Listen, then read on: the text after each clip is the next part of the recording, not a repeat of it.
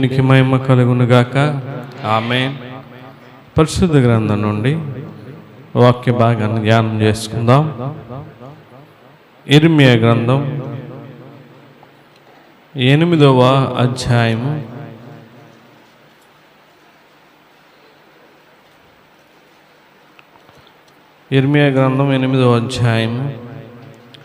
15వ వచనాన్ని చదువుకుందాం. మనము సమాధానము కొరకు కనిపెట్టుచున్నాము గాని మేలేమియు రాదాయెను, క్షేమము కొరకు కనిపెట్టుచున్నాము గాని భీతియే కలుగుచున్నది అని చెప్పుదురు. ప్రార్థన చేసుకుందాం. మహాగణుడా, మహోన్నతుడా, సర్వకృపానిధి నువ్వేదా దేవ, నీకే వందనాలు, స్తుతులు, స్తోత్రాలు చెల్లిస్తున్నాం.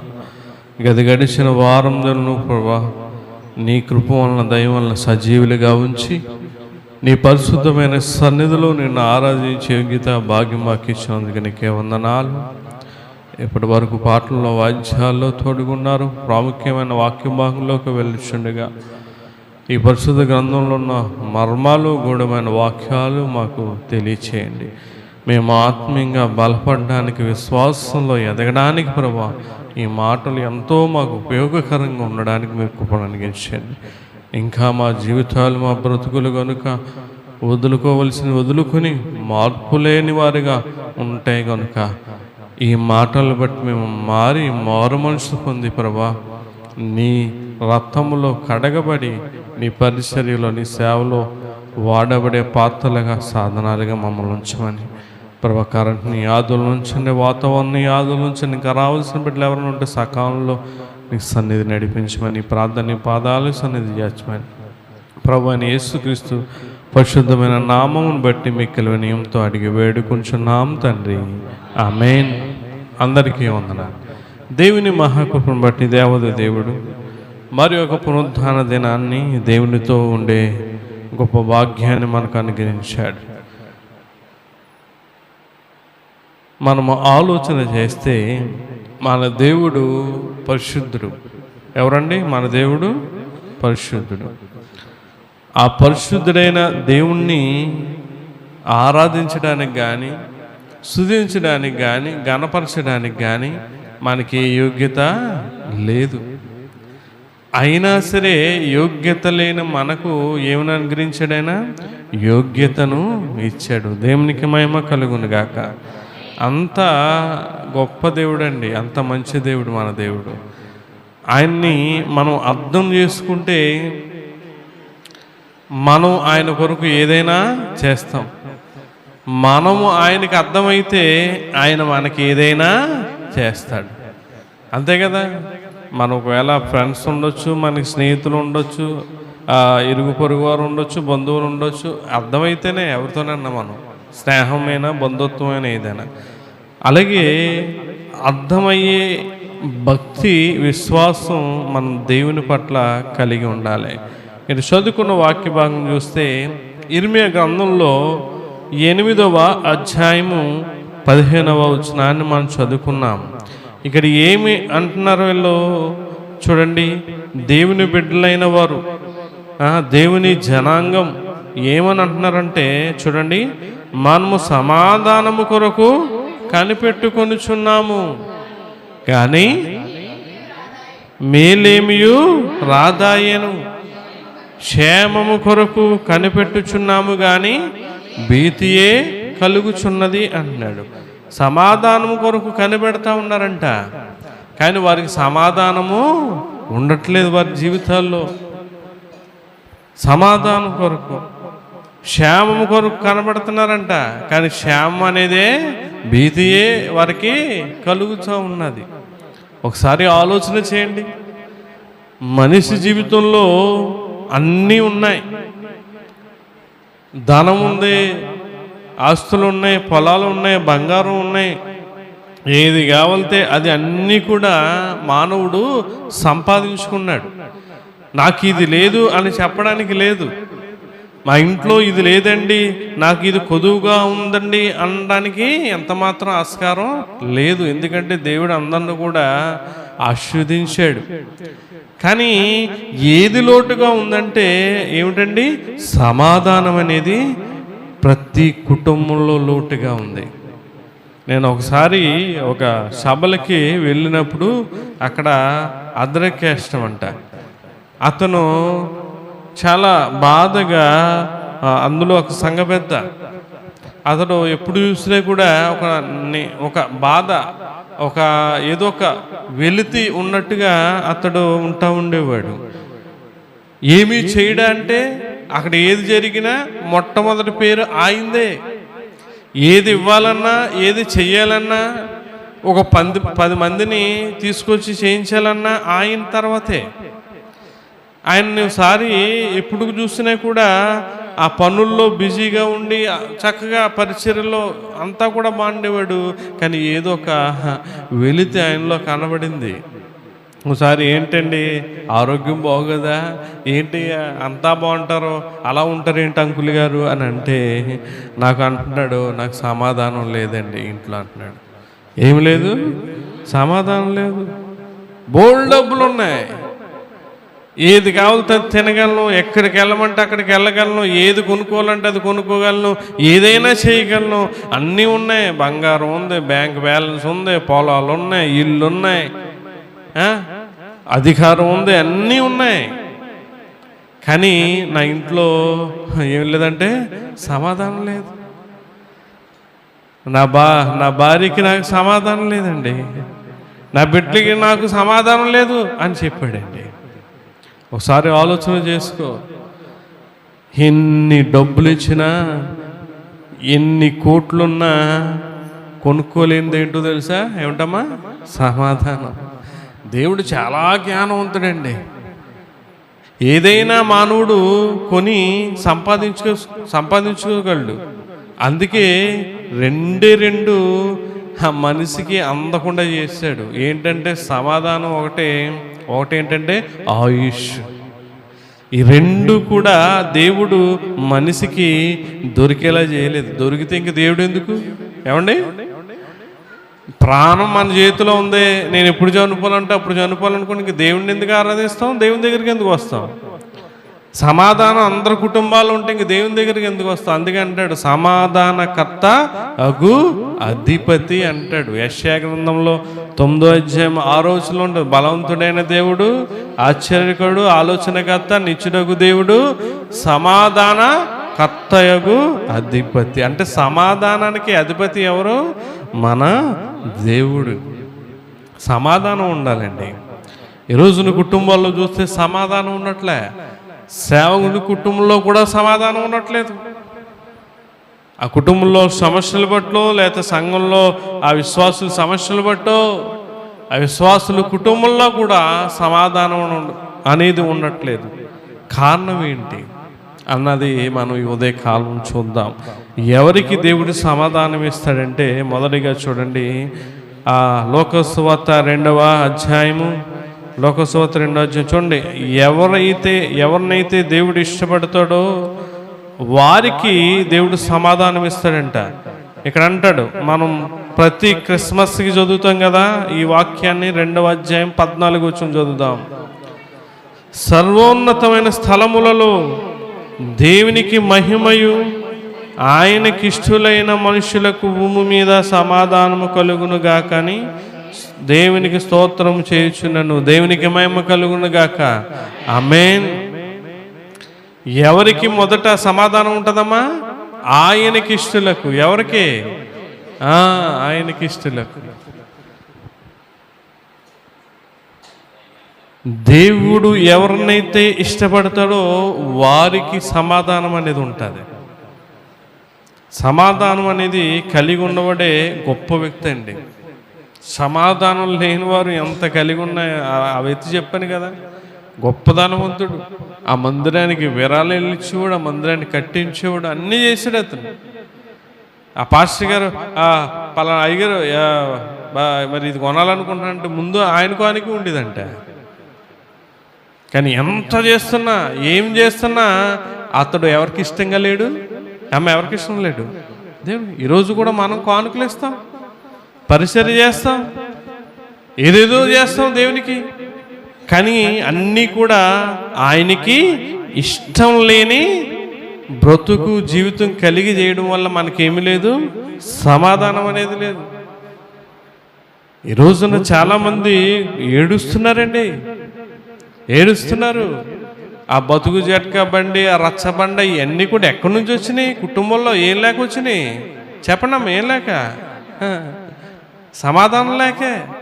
వాళ్ళు ఏమైనా సమాధానం ఇస్తారా? టీవీల్లో కొట్టుకోమని పెట్టిన షోలు అయ్యి, అదే కాస్త బిగ్ బాస్ కింద చేసి కొట్టుకుంటారా మేము చూస్తాం అని పెడతా ఉన్నారు. కొట్టుకోడు మనిషి, ఒక మనిషిలో సమాధానం లేకపోతే ఎదురు వ్యక్తికి చాలా సంతోషం అండి. అదే చూపిస్తున్నారు ఇప్పుడు. ఏ సీరియల్లో చూపించినా, ఏ టీవీలో ఏది చూపించినా వాళ్ళు కొట్టుకోవడం, అత్తకోళ్ళు తిట్టుకోవడం. ఏమండి ఇదేనా ఉంది భార్యాభర్తల మధ్య గొడవలో?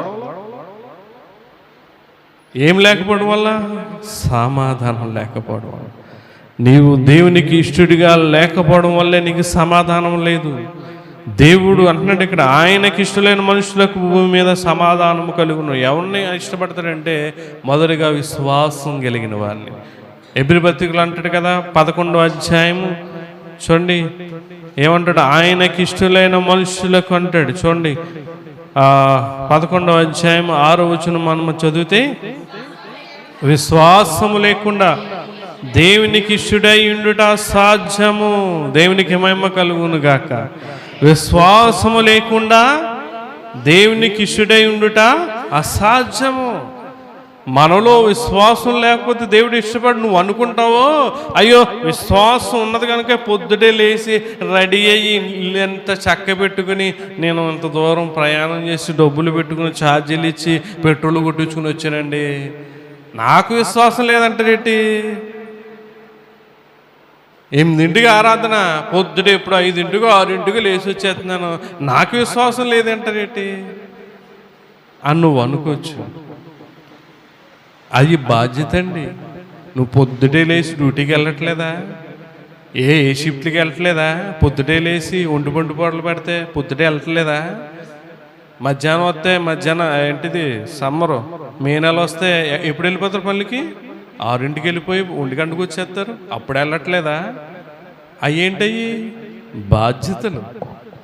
అలాగే సంఘంలో, ఈ సంఘం అనేది ఆత్మీయమైన కుటుంబం. కుటుంబంలో కూడా కొన్ని బాధ్యతలు ఉంటాయి. అదే నువ్వు దేవుని దగ్గర రావడం, ఇవన్నీ కూడా దీన్ని విశ్వాసంతో పోల్చకూడదు. చాలామంది అదే పొరపాటు కలిగి జీవిస్తూ ఉన్నారు. మన దేవుని సన్నిధి ఉంటే దేవుడు ఆశీర్వదిస్తాడు, దేవుని సన్నిధి ఉంటే దేవుడు జీవిస్తాడంటే ఆయనకి ఇష్టం లేకుండా ఎలాగ ఆశీర్వదిస్తాడు, ఎలా సమాధానం ఇస్తాడు? ప్రియులారా, విశ్వాసం లేకుండా దేవునికి ఇష్టడై ఉండుట అసాధ్యం అన్నాడండి. విశ్వాసం సంపాదించుకోవాలి. దేవుని వాక్యం, దేవుని ఏమన్నాడో వినుట వలన విశ్వాసం కలిగిన అన్నాడు. ఆదివారం వాక్యం చెప్పబడుతుంది, నువ్వు వినాలి, విశ్వాసం వస్తుంది. బుధవారం చెప్పబడుతుంది, నువ్వు వినాలి, విశ్వాసం వస్తుంది. గురువారం చెప్పబడుతుంది, శుక్రవారం చెప్పబడుతుంది, శనివారం చెప్పబడుతుంది. ఇన్ని రోజులు వాక్యం చెప్పబడుతున్నప్పుడు నువ్వు వింటే నీకు విశ్వాసం నీలో వస్తుంది. ఆ విశ్వాసాన్ని నువ్వు క్రియలతో బ్రతికించుకుంటే ఆ విశ్వాసం బ్రతికి ఉన్నప్పుడు అప్పుడు దేవుడు నిన్ను ఇష్టపడతాడు. రెండోదిగా మనం చూస్తే చూడండి, ఇక్కడ సామెతల గ్రంథం 11వ అధ్యాయం 20వ వచనంలో ఎవరిని ఇష్టపడతాడు దేవుడు అని అంటే, యథార్థవంతులను అంటాడు. చదువమ్మా. యథార్థముగా ప్రవర్తించేవారు ఆయనకిష్టులు, దేవునికి మహిమ కలుగునుగాక. ఎవరిని ఇష్టపడతాడంట? మూర్ఖ చిత్తులు యెహోవాకు హేయులు, యథార్థముగా ప్రవర్తించేవారు. అంటే మొదటిగా ఎవరికైతే విశ్వాసం ఉంటుందో వారికి సమాధానం ఉంటుంది. ఎవరికైతే యథార్థత ఉంటుందో వాళ్ళకి ఏముంటుందమ్మా? సమాధానం ఉంటుంది. ఇందాక అన్నాం కదా, ఆయనకి ఇష్టలైన మనుషులకు భూమి మీద సమాధానం. సమాధానం ఆయనకి ఇష్టలైన బిడ్డలకు. ఎవరు ఆయనకి ఇష్టలంటే మొదటిగా విశ్వాసం కలిగిన వారు, రెండవదిగా యథార్థత కలిగిన వారు. యథార్థత నీలో ఉండాలి. యథార్థవంతులు మనం యథార్థతను ఎవరో వదలలేదు. చెప్పండి, యోబు వదలలేదు. అతడు మొత్తం సర్వస్వం కోల్పోయినా యథార్థతను వదలలేదు. అందుకే యోబును ఎవరు ఇష్టపడ్డారు? దేవుడు ఇష్టపడి రెండంతలు, అంటే మరీ అధికముగా యోబును ఆశీర్వదించాడు. దేవునికి మహిమ కలుగునే గాక. నువ్వు యథార్థత ఉండాలి, నీ పనిలో యథార్థత ఉండాలి, నీ వ్యాపారంలో యథార్థత ఉండాలి. చాలామంది వ్యాపారాలు చేస్తారు, మోసం చేస్తున్నారు. పని నువ్వు చేస్తున్నావు, మోసం చేస్తూ ఉన్నావు, కమిషన్లు తీసుకుంటారు. మా ప్రోగ్రామ్స్లో కూడా ఎవరికైనా డబుల్ ప్రోగ్రామ్స్ వచ్చినాయి అనుకో, నాకు కానీ ఎవరికైనా డబుల్ ప్రోగ్రామ్స్ వస్తే నాకు అప్పచెప్తారు. అప్పచెప్తే నేను కీబోర్డు ప్యాటర్న్ తీసుకెళ్తాను. చెప్తాడు అతను, తమ్ముడు నువ్వు వెళ్తే అక్కడ ఎంత ఇస్తారు, మీరు అంతా పని చేసుకుని మిగిలింది నాకు ఏం చేసే ఫోన్పే చేసే అంటాడు. కష్టం ఎవరిదమ్మా? మేము వెళ్ళినోళ్ళది. ఏం కావాలి అతనికి? కమిషన్ కావాలి. యథార్థత, అది యథార్థత. నువ్వు వాహనం నడుపుకున్నా కూడా అందులో యథార్థత ఉండాలి. నీ కష్టానికి మించి నువ్వు తీసుకోకూడదు, అది నీకు నష్టాన్ని తీసుకొస్తుందండి. ఇలాగ చూస్తే ప్రతి దానిలో కూడా యథార్థత అనేది క్రైస్తవుల్లో కనబడడం లేదు. ఎవరిని ఇష్టపడతారంటే చూడండి, భక్తి గలవని, భక్తులను అన్నాడు. చూడండి, కీర్తన 16వ కీర్తన 3వ వచనం మనం చదివితే, 16వ కీర్తన 3వ వచనంలో ఎవరిని ఇష్టపడతాడంటే ఆయన, నేను ఎలాగొందును, భూమి మీదనున్న భక్తులే శ్రేష్ఠులు, వారు నాకు కేవలం ఇష్టలు. దేవునికి మహిమ కలుగును గాక. ఆమేన్. ఎవరిని ఇష్టపడతారంటే అండి, భక్తులంట. దేవునికి భూమి మీద ఉన్న భక్తులు ఆయనకి ఏంటంట? శ్రేష్ఠులంట. అంటే ఎవరైతే తన యందు భక్తి కలిగి జీవిస్తారో వారిని దేవుడు ఏం చేస్తాడండి? ఇష్టపడతాడు. వారికి దేవుడు ఏమిస్తాడు? సమాధానం ఇస్తాడు. గుర్తుపెట్టుకో, నేను పనికి వెళ్ళిపోతున్నాను, వారం రోజులు ఓటీలు చేసేస్తున్నాను, అలా చేసేస్తున్నాను, ఇలా సంపాదించేస్తున్నాను, బ్యాంకులు వేసేస్తున్నాను, బంగారం కొనుక్కుంటున్నాను. సమాధానం నువ్వు కలిగి ఉన్న బంగారం సమాధానం ఇస్తుందా? నువ్వు సంపాదించుకున్న డబ్బు, బ్యాంక్ బ్యాలెన్స్, ఇల్లులు, పొలాలు, ఈ సమాధానం ఇస్తుందా? కొట్టు చచ్చిపోతున్నారండి. మొన్న ఒక ఎక్కడో కానీ వెళ్తే పాస్టర్ గారు చాలా సంఘాలు కట్టాడు. అతను దగ్గర 6-7 సంఘాలు కట్టాడు. ఆయన వివాహమైంది, ఆ కోళ్ళలో కోర్టుకేసింది. ఏంటి, 6 సంఘాల్లో 3 సంఘాలు మాకు ఇచ్చేయమని కోర్టులో తిరుగుతున్నారు. ఎవరు తిరుగుతున్నారమ్మా? ఇక్కడ నిలబడి వాక్యము బోధించే పాష. అంటే నేను విమర్శించట్లేదండి, ఎందుకు సమాధానం లేకుండా పోయింది? ఆ సేవకుడు, ఆ కుటుంబం దేవునికి ఇష్టలుగా జీవిస్తే దేవుడు ఎందుకు ఇవ్వడు సమాధానం? ఈరోజు నీ ఇంట్లో ఎందుకు సమాధానం ఉండట్లేదు? నీకు నచ్చినట్టుగా జీవిస్తావు.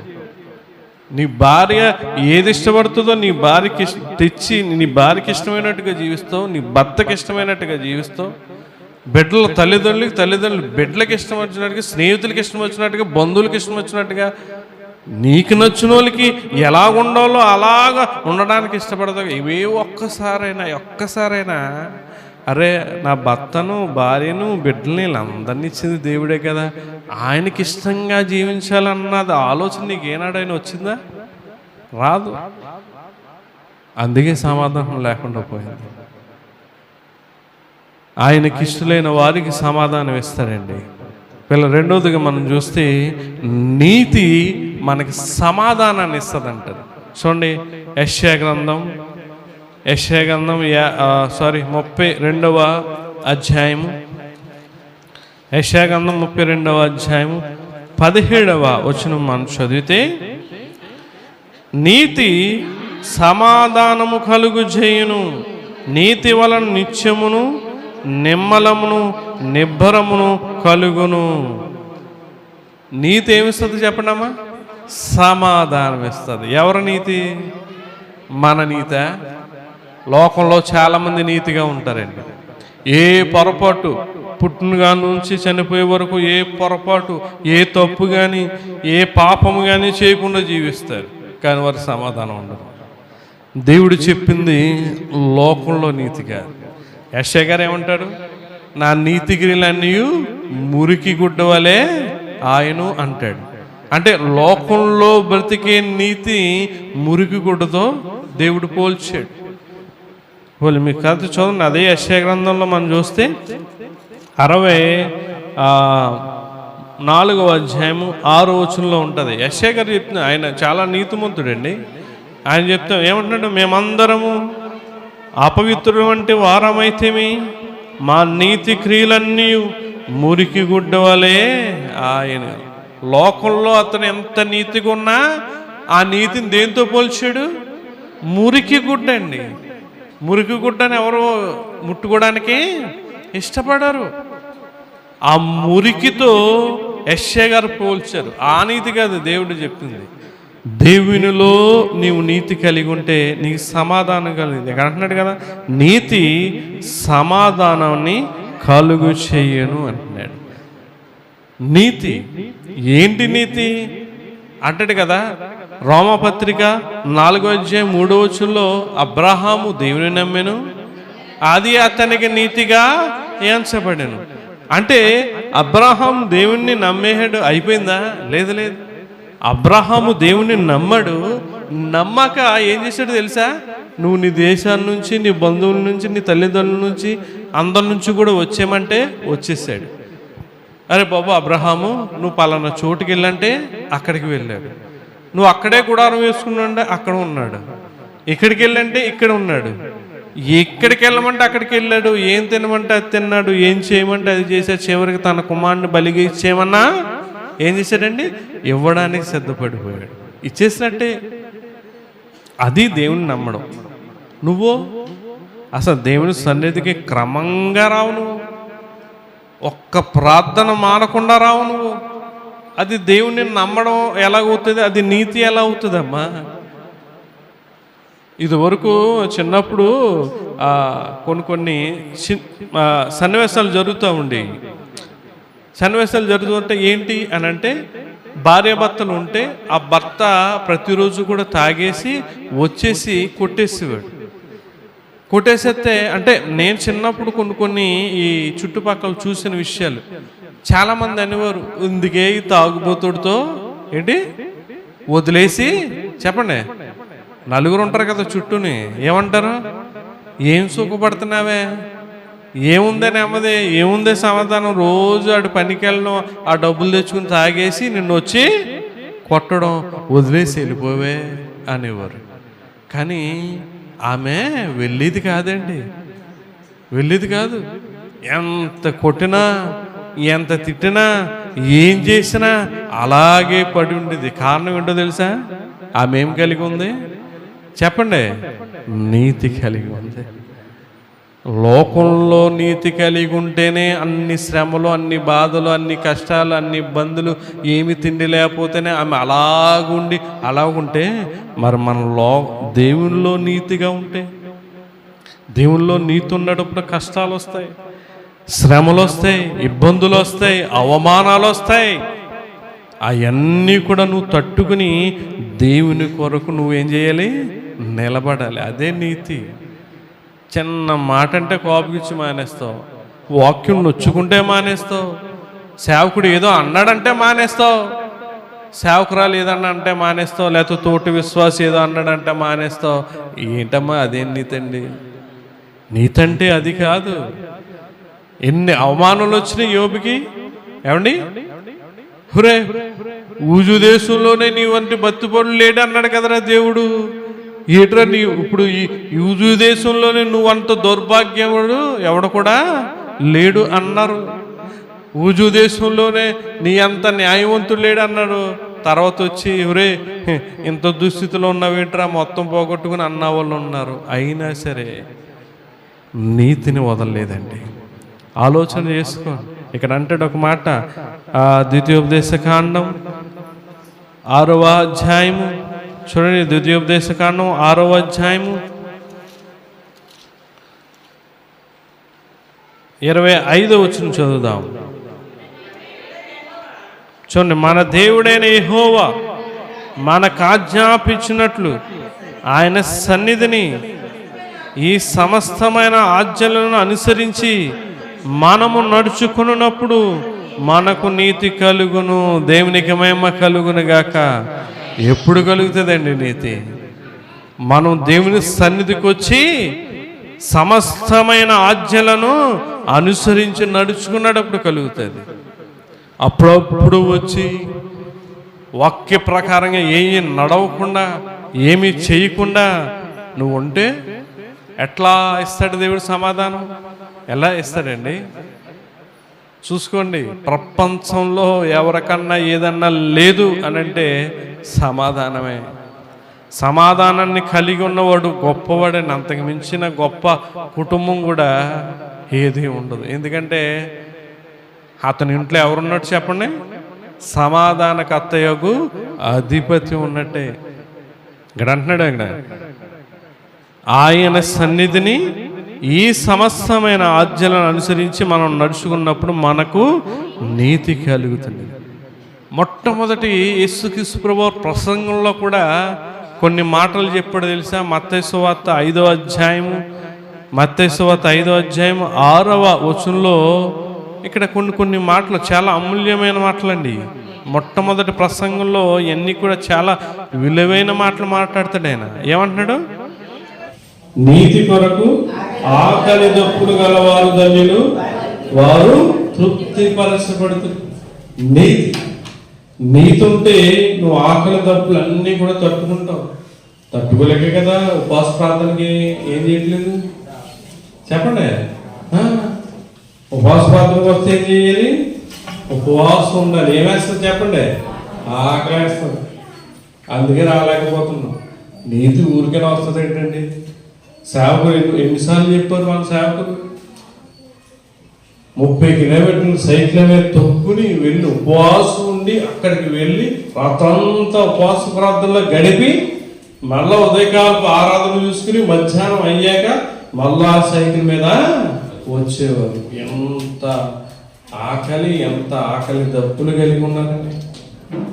డ్యూటీ నుంచి వచ్చి ఉపవాసంతో సైకిల్ తొక్కుని వెళ్ళి మళ్ళీ అక్కడ ప్రార్థనలో ఉండి ఆ మరుసటి రోజు రావడం అంటే ఆశామాసాలు కాదండి. మనకి బళ్ళు ఉన్నాయి, ఆటోలు ఉన్నాయి, చక్కగా వచ్చేస్తాను నొప్పి లేకుండా.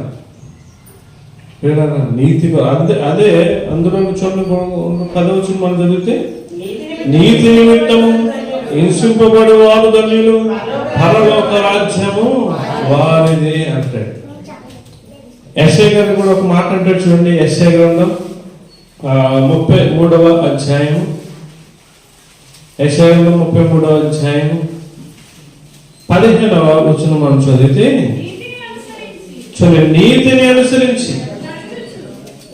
అనుసరించి నడుచుచు యథార్థముగా మాటలాడుచు.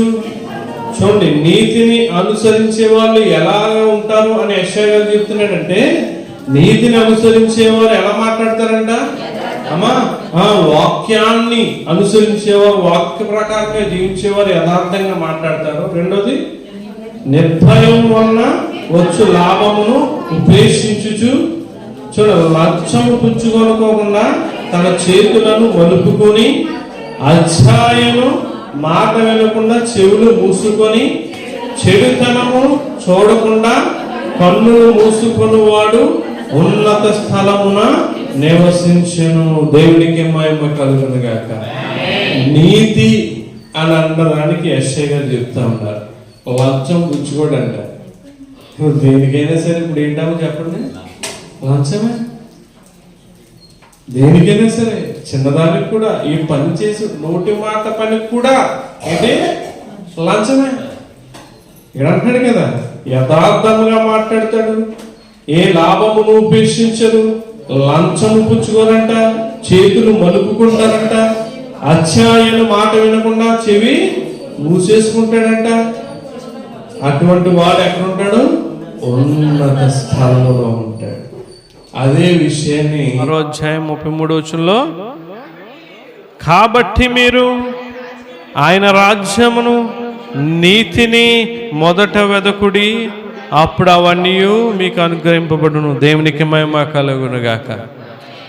మొట్టమొదట మనం దేవుని సన్నిధికి వచ్చి వెతకవలసింది ఆయన రాజ్యము, నీతి. మనం ఏది వెతుకుతాం?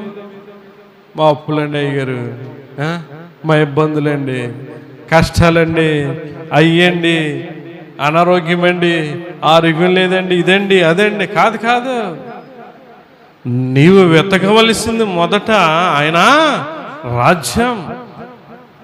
నువ్వు నీలో నీతి ఉంటేనే నువ్వు ఆయన రాజ్యాన్ని వెతకగలవు.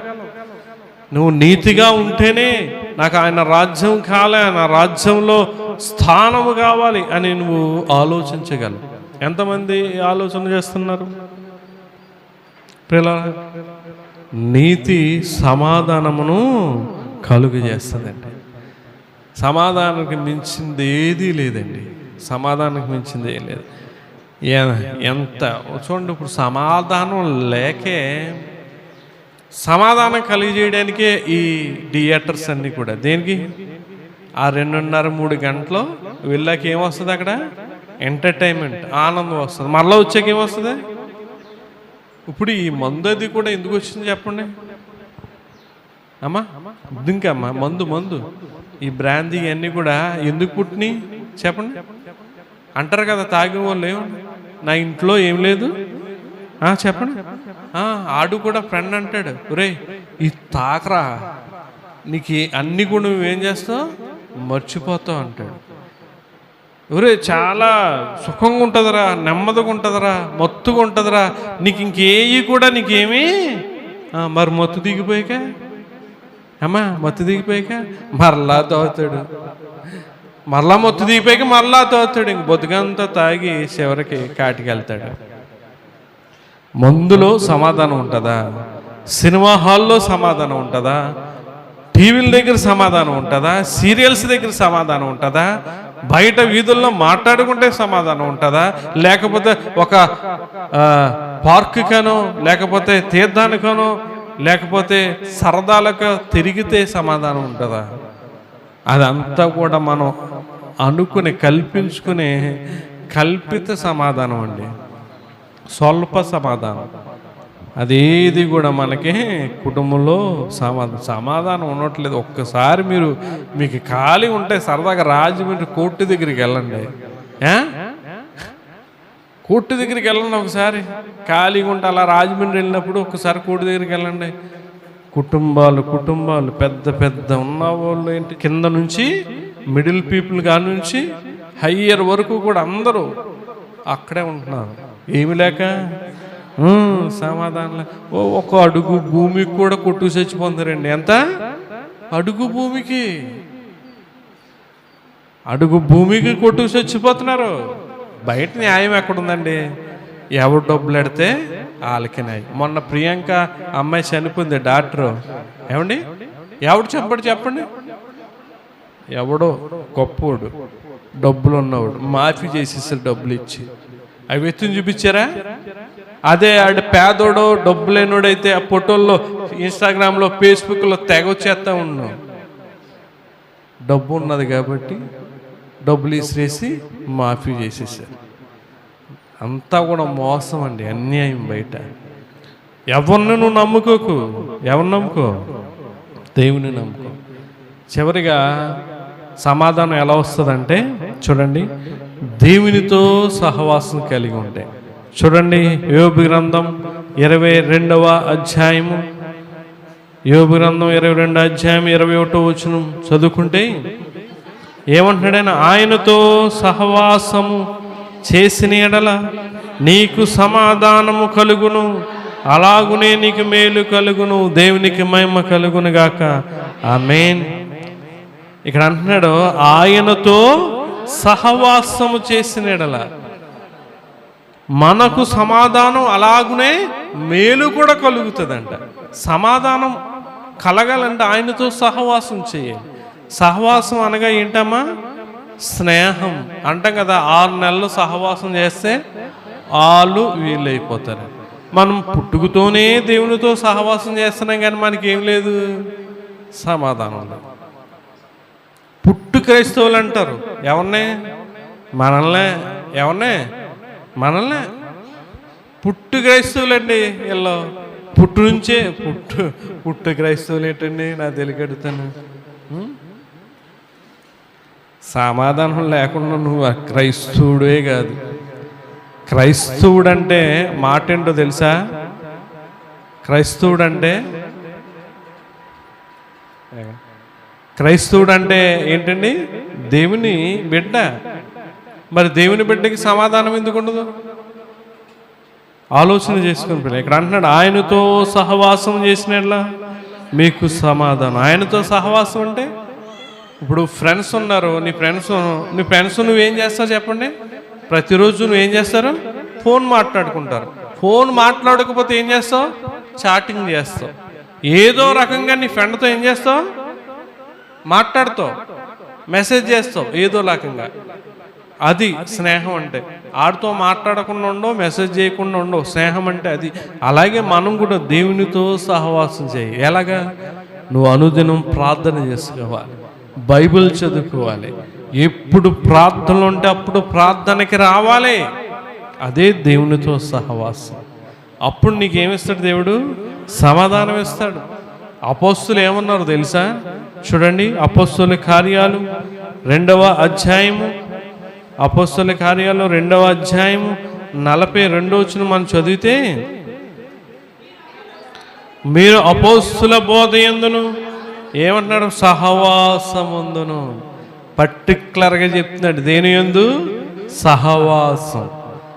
దేవునితో సహవాసం ఉండాలి, సేవకునితో సహవాసం ఉండాలి, సంఘంతో కూడా ఏముండాలమ్మా? సహవాసం ఉండాలి. ఇక్కడ అంటున్నాడు, ఏమంటున్నాడు? మీరు అపోస్తుల బోధ యందును సహవాసం అందును రొట్టె విరుచుట యందును ప్రార్థన చేయుట యందును ఎడతెగక ఉండిరి అంటున్నాడు. ఎడతెగక ఉండాలి. బోధ యందును సహవాసమందును రొట్టె విరుచుట యందును ప్రార్థన చేయుట యందును ఎడతెగక ఉండాలి. అలా ఉంటే దేవుడు మన సమాధానం ఇస్తాడు. యోబుకి సమాధానం ఉందండి. తన బిడ్డలన్నీ కోల్పోయినా, ఒకే రోజు తనకు కలిగిన సమస్తమును కోల్పోయినా, తన స్నేహితులు చీయన్న, తన భార్య ఎగతాళి చేసిన, ఎవరో తనకి లేకుండా పోయినా అతడికి ఏమున్నాడు? ఏం కలిగి ఉన్నాడు? సమాధానం కలిగి ఉన్నాడు.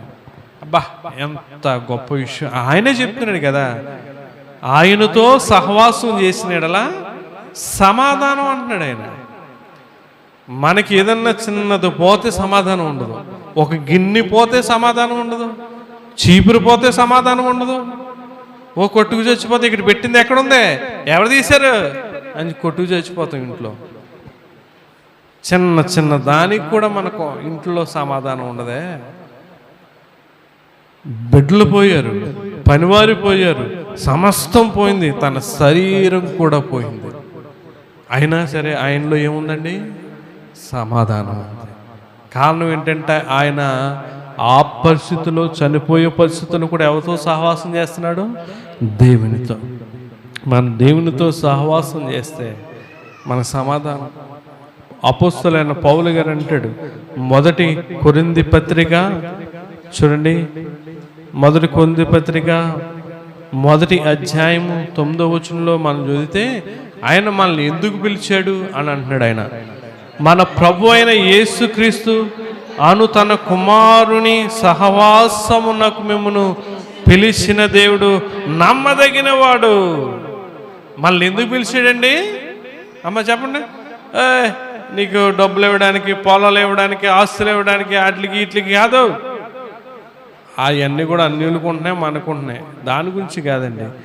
దేవుడు మనల్ని పిలిచింది తన కుమారుడైన యేసుక్రీస్తుతో ఏం కలిగి ఉండడానికి?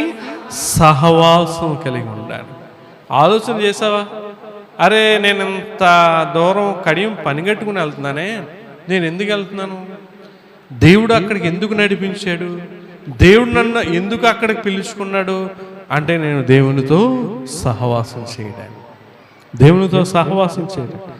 అక్కడ అదే యోహాను రాసిన పత్రిక చివరిగా మనం చూస్తే, 1 యోహాను రాసిన పత్రిక 1వ అధ్యాయము 7వ వచనంలో కూడా చెప్తాడు ఆయన, యోహాను గారు చూడండి, అయితే ఆయన వెలుగులోనున్న ప్రకారము మనమును వెలుగులో నడిచిన ఎడల మనము అన్యోన్య సహవాసము గలవారమై యుందుము.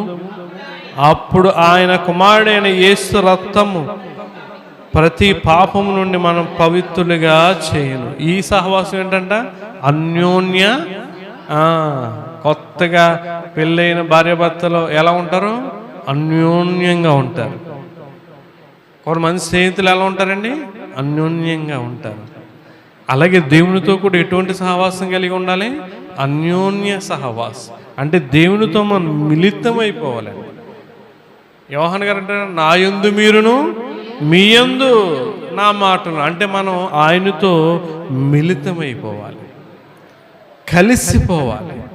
అప్పుడు దేవుడు మనకు సమాధానం కలగజేస్తాడు. చివరిగా హెబ్రీ పత్రిక 10వ అధ్యాయము 24వ వచనం మనం చదివితే సహవాసం గురించి ఒక మాట అంటాడు. ఆయన ఏమంటున్నాడమ్మా?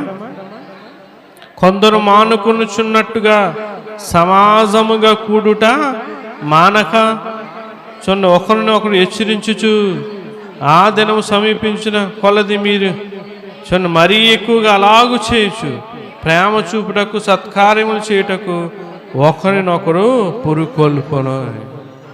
ఇక్కడ అంటున్నాడు ఆయన, కొందరు మానేస్తూ ఉంటారు. నువ్వు బయలుదేరి వచ్చినప్పుడు కొందరు మానేస్తూ ఉంటారు. నువ్వు హెచ్చరించాలి. ఆరాధన మానేస్తానంటే ఏంటి? పర్లేదు, లేట్ అయినా ఒక 10 నిమిషాలు అరగంట లేట్ అయినా వచ్చాయి అని చెప్పి వాళ్ళని పురుకొల్పాలి, హెచ్చరించాలి. అక్కడ అంటాడు కదా, ఒకరినొకడు హెచ్చరించచ్చు.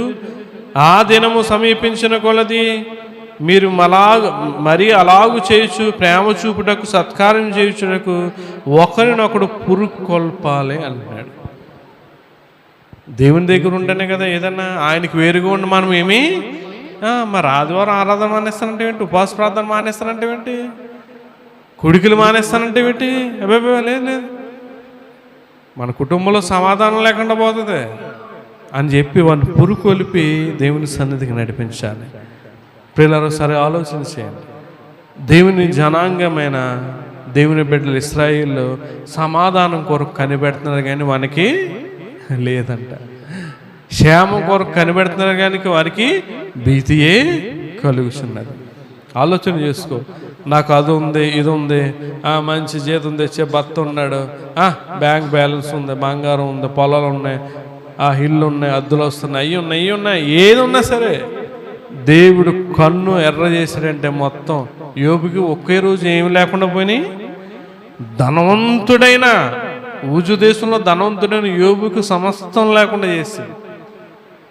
మనకు కలిగి ఉంది ఎంతండి? ఇంత. దాన్ని బట్టి నువ్వు ఎర్రవేక్క. దేవుడు నువ్వు అనుకుంటున్నావు ఈ ఉద్యోగం, డబ్బు, ధనము ఏది శాశ్వతం కాదు. నువ్వేం కలిగి ఉండాలంటే సమాధానం కలిగి ఉండాలి. అది లేకుండా చాలామంది బాధపడతా ఉన్నారు. ఈ ఉదయకాలంలో దేవుడు కోరుకునేది ఏంటంటే నువ్వేం కలిగి ఉన్నా లేకున్నా నీ కుటుంబంలో నువ్వేం కలిగి ఉండాలి? సమాధానం కలిగి ఉండాలి. సమాధానం కలిగి ఉండాలంటే దేవుడు ఏ లేఖనాల ద్వారా ఏ మాటలైతే చెప్పాడో ఆ మాటల ప్రకారంగా జీవించి దేవుడిచ్చే సమాధానాన్ని, నెమ్మదిని కలిగి ఉండి మనం జీవిద్దాం. అట్టి కృప మీ అందరికీ తోడై ఉండును గాక. ఆమేన్. ప్రార్థన చేసుకుందాం. ఒక్క నిమిషం దేవుణ్ణి అడగండి ప్రియులారా. సమాధానం ఉందా నీ కుటుంబంలో? అయ్యో లేదే, డబ్బు ఉంది, నేను పలానా తిన్నాను, పలానా డ్రెస్ వేసుకున్నాను, పలానా చీర కట్టుకున్నాను, పలానా బంగారం కొనుక్కున్నాను, పలానా అయ్యి ఇది కలిగి ఉన్నాను, ఇది కలిగి ఉన్నాను. అది సమాధానం ఇస్తుందా? సమాధానం ఇస్తుందా? నీకన్నా కోట్లు లక్షలు కలిగి ఉన్న వారికి సమాధానం లేకుండా పోయింది. సమాధానం డబ్బు వల్ల, నువ్వు సంపాదించుకున్న బంగారం వల్ల, ఆస్తుల వల్ల, ఉద్యోగాల వల్ల, పనుల వల్ల, వ్యాపారాల వల్ల, వాహనాల వల్ల, నీ భర్త వల్ల, భార్య వల్ల, బిడ్డల వల్ల రాదు. దేవుని వల్ల వస్తుంది సమాధానం. ఆయనకి ఇష్టలైన బిడ్డలకు దేవుడు సమాధానాన్ని ఇస్తానంటున్నాడు. ఆయనకి ఇష్టంగా జీవించలేకపోతే నీకు సమాధానం ఎట్లా ఉంటుంది? కొట్టుకుంటూ ఉంటా, అయ్యో నా కుటుంబంలో ఏంటి ఈ పరిస్థితులేని. నువ్వు తిన్నప్పుడు కూడా చాలా బాధ కలుగుతుంది. ఆ తిన్న 4 ముద్దలు కూడా నీకు సంతోషాన్ని ఇవ్వు, సమాధానం లేకపోతే. ఆయనకి ఇష్టంగా జీవించు, విశ్వాసం కలిగి, యథార్థత కలిగి, భక్తి కలిగి జీవించు. దేవుడు నీకు సమాధానం ఇస్తాడు. నీతి అండి, నీతి సమాధానం కలుగజేస్తుంది అంటాడు ఆయన. నీతి అంటే ఆయన వాక్య ప్రకారంగా, ఆయన ఆజ్ఞ ద్వితీయోపదేశకాండంలో చూసాం కదా, ఆయన సన్నిధికి వచ్చి సమస్త ఆజ్ఞల ప్రకారంగా నడుచుకుంటే అది నీతి కలుగు చేయను అన్నాడు. సమస్తం ఏం చేస్తున్నావు నువ్వు? దేవుని సన్నిధికి రావు, పరిచర్య చెయ్యు, పాటలు పాడవు, వాక్యం వినవు, సువార్త ప్రకటించు, దేవునికి ఇవ్వాల్సింది ఇవ్వు. నీతిలో అన్నీ ఉన్నాయి. ఏది చెయ్యు వాక్య ప్రకారంగా. దేవుడు మనకి సమాధానం ఎలా ఇస్తాడు? చివరిగా దేవునితో సహవాసం కలిగి ఉండండి. ప్రార్థనలు మానకుండా, ఎంత బలహీనంగా ఉన్న సేవకులు కూడా బలహీనమే. వృద్ధాప్యంలో రాత్రి ఉపవాసం ఉంటారు, తెల్లవారుజామున వాక్యం చెప్తారు, పొద్దునే మళ్ళీ ఆరాధన. ఎంత బలహీనత! నీకు అంత శ్రమ ఉండదు కదా పిల్లరా. అలాగని చెప్పి దేవుని సన్నిధి దూరం అయిపోకుండా సమాధానం కోల్పోతారు. ఆయనతో సహవాసం కలిగి ఉంటేనే సమాధానం మేలు. ప్రార్థన చేస్తున్న మహాగొండ మహోన్నతుడా, ఈ ఉదయకాలం ముందు ప్రభా సమాధానం గురించి మాతో మాట్లాడారు. అవును ప్రభా, మా కుటుంబంలో ఏదన్నా లేదు అని అంటే అది సమాధానమే. ఆ సమాధానాన్ని కర్త అగు అధిపతి నీవని కూడా తెలిసినా నీకు ఇష్టం లేని జీవితాలు, నీతి లేని బ్రతుకులు, నీతో సహవాసం లేని జీవితాలు మేము కలిగి ఉంటున్నామయ్యా. అందుకే మా కుటుంబంలో సమాధానం లేదు. ఇక నుంచి ఈ లేఖనాల ప్రకారంగా, వాక్య ప్రకారంగా మేము జీవించి నీవిచ్చే సమాధానం మేము పొందుకునే భాగ్యాన్ని మాకు దయచేయమని, మా కుటుంబంలో నెమ్మది సమాధానాన్ని కలగజేసి మేలు కూడా దయచేయమని, ఈ మాట్లాడే ప్రకారంగా మేము నీ సేవా పరిచయంలో బహుగా వాడబడే పాత్రలుగా మమ్మల్ని ఉంచమని, ఈ ప్రార్థన పాదాల సన్నిధి చేర్చమని ప్రభు అయిన యేసుక్రీస్తు పరిశుద్ధమైన నామమును బట్టి మిక్కిలి వినయంతో అడిగి వేడుకొంచున్నాం తండ్రి. ఆమేన్. అందరికీ వందనాలు.